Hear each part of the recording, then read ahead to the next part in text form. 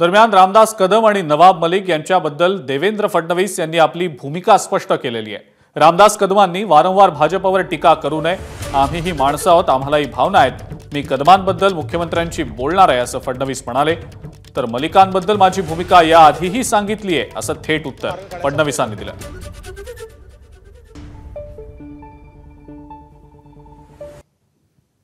अशा प्रकारचे आरोप करणं हे कुठल्या युती धर्मात बसतं।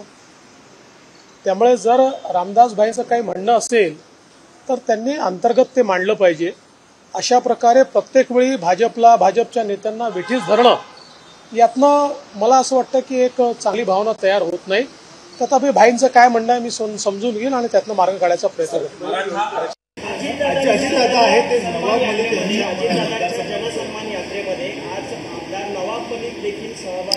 या संदर्भातली माझी भूमिका यापूर्वीच मी स्पष्ट केलेली आहे। एबीपी माझा, उघडा डोळे बघा नीट।